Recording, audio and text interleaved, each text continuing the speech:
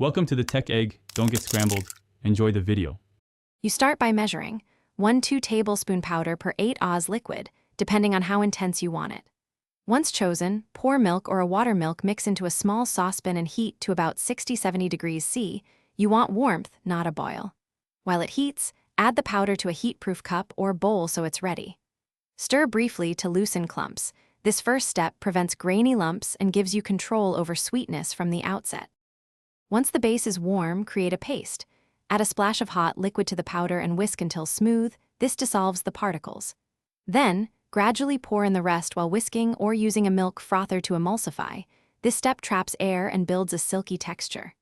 Make sure to keep heat moderate because simmering gently concentrates flavor, while boiling risks scorching and bitterness. If you want extra richness, stir in a pat of butter or a splash of cream now. You finish by pouring into a warm cup and adding toppings like foam, cinnamon, or grated chocolate for aroma. Serve immediately for best texture. If you must store, cool quickly and refrigerate up to 48 hours, then reheat gently while whisking.